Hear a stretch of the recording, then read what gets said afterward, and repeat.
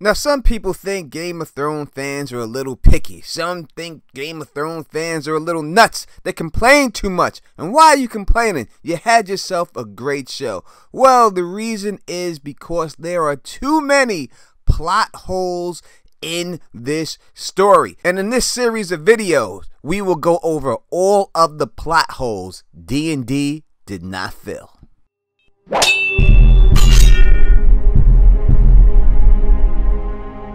What's the deal, my people? You know it is Don Tony Teflon, and I'm back at you another one, and this one is the plot holes that D&D did not fill. And in this video series, as I just said, we will go over all of the major plot holes that were left open because of D&D. But before we do, if you can, please subscribe and click that bell so you can be notified every time I drop a new video, because I'm putting out new videos every day, people, every day. So help a brother out and subscribe. Now let's get into this first one. Now we first meet Melisandre and the one true king, Stannis Baratheon. There's something going on there. What are they doing when we first meet them? Oh, that's right. I almost forgot. They were doing a ceremony. And why were they doing this ceremony? It's because Melisandre was saying that Stannis Baratheon just happened to be somebody. In the ancient books it's written that a warrior will draw a burning sword from the fire. And that sword shall be Lightbringer. So the first thing that we see Melisandre doing is performing a ritual. And why is she performing this ritual? Because she believes at this particular time in her life that Stannis Baratheon is Azor Ahai, and that he is this mythical warrior that she says in the ancient text that will draw a burning sword from the flames, and this sword shall be Lightbringer. Now she goes through this whole routine, burning all of the faith of the 7 monuments just to do this and make this sword Lightbringer. But you may say, oh, she's just doing it to get Stannis on her side. No, she's not loyal to Stannis, she's loyal to the cause. But why would they need this person, Azor Ahai, to be there? Why would Melisandre believe that Stannis is Azor Ahai, and what is Azor Ahai supposed to do? Oh, she just so happens to say it in this opening scene. The cold breath of winter will freeze the seas. Not now. And the dead shall rise in the north. Now maybe I'm hearing things. Maybe it's just me. So in the comment section, please help a brother. Help me out. Maybe it's just me. I don't know. But did she just say that there is a person named Azor Ahai who will wield a flaming sword? And the reason why he has to have this flaming sword is because there are dead people that are going to rise in the north. Is that what she said? Is that what I heard? Because that's what I think I just heard. Now, we have seen the dead people rise in the north. We've seen the coming of the long night. We also see Melisandre again believes that this is Stannis when she sends him to the wall.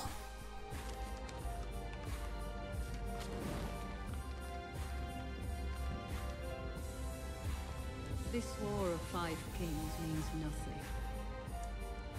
The true war lies to the north, my king. Death marches on the wall. Only you can stop him. So she believes that Stannis is the only person that can stop it. Why? Because she thinks Stannis is Azor Ahai. And Azor Ahai has a flaming sword, right? She does mention the ancient text. Now, I don't have the ancient text that she has, but what I do have is the story from George R.R. Martin, the man who wrote this story. So let me explain to you exactly why she believes, because George wrote it, Azor Ahai and his magic sword Lightbringer, why are they so important? Darkness laid heavy on the world, and the hero, Azor Ahai, was chosen to fight against it. To fight the darkness, Azor Ahai needed to forge a hero sword.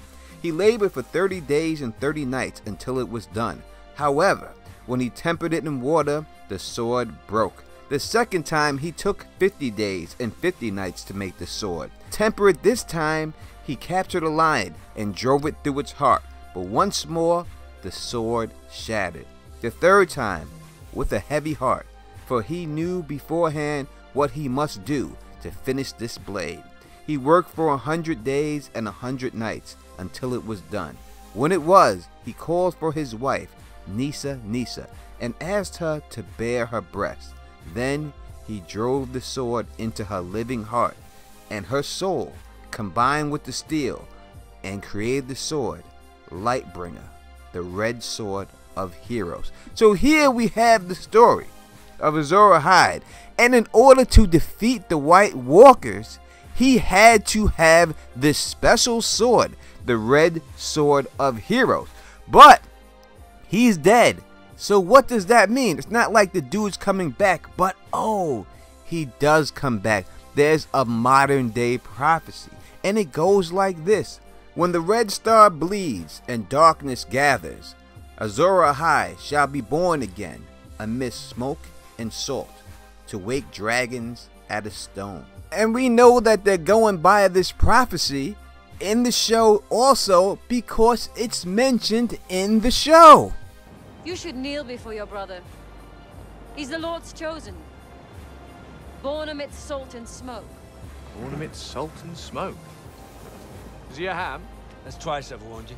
And even when you see Stannis Baratheon's sigil, it is the burning heart. Why is it a burning heart? Because that is the heart of Nisa. That's what R'hllor believes in, and that's what they use, because when they plunge the sword into the heart, it burst into flames. The burning heart, the rebirth of Azor Ahai. So why, if we did all this stuff, did they have Melisandre bring back Jon Snow? Why did they have Melisandre burn the hair of Jon Snow first and then bring this man back to life? Why was it important for Jon Snow to come back to life if he wasn't Azor Ahai? But he can't be Azor Ahai because he never pulled a flaming sword from the fire. It doesn't matter that he came back to life because they would have defeated the White Walkers without him. He actually was no relevance in this story whatsoever. Not him as Azor Ahai or the Red Sword of Heroes.